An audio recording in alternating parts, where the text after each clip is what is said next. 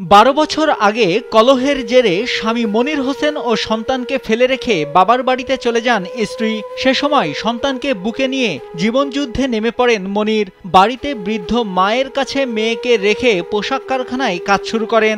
একদিকে ধীরে ধীরে বড় হতে থাকে সন্তান, অন্যদিকে বৃদ্ধ হয়ে পড়েন মা। একসময় বাধ্য হয়ে মা আর মেয়ের মুখের দিকে তাকিয়ে বাড়িতে এসে সংসারের হাল ধরেন মনির। সংসারের একমাত্র উপার্জনক্ষম ব্যক্তি বাড়িতে বসে থাকলে তো আর সংসার চলবে না, তাই বাড়িতে থেকেই শুরু করেন রাজমিস্ত্রির হেল্পারের কাজ। এর মাঝে ভালো ছেলে পেয়ে একমাত্র মেয়েকে বিয়ে দেন। ভালোই যাচ্ছিল বৃদ্ধা মাকে নিয়ে টানাপোড়েনের জীবন। ওয়ালটন এখন দেশের সীমানা পেরিয়ে পৌঁছে গিয়েছে 50টিরও বেশি দেশে।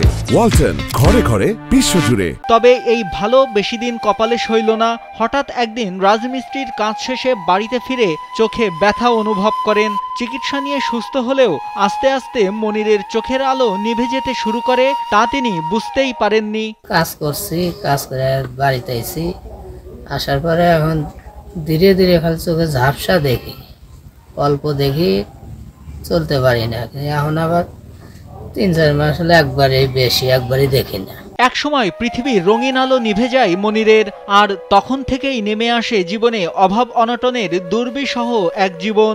একদিকে বৃদ্ধা মা, অন্যদিকে নিজে চোখে দেখতে না পেয়ে পেটের খাবার জোগাড় করা কঠিন হয়ে পড়ে। এমনই এক ঘটনা ঘটেছে সিরাজগঞ্জের কাজীপুর উপজেলার বিয়ারা চরপাড়া গ্রামের মৃত হাসু শেখের ছেলে মনির হোসেনের জীবনে। চলায় আমার কষ্ট, খাওয়া দাওয়া কষ্ট, সব কষ্ট। এখন আমার কে দেখবো? আমার কামে কাজে নাই, আর আমাকে কেউ সাহায্য করে না নিয়ে গেলে আমি দেখতে পারি নাই। মেয়ে আছে একটা, মেয়ে ছাড়া চলতে পারি না। বৃদ্ধা হওয়ায় মনিরের মাও এখন আর সংসারের হাল ধরতে পারছেন না।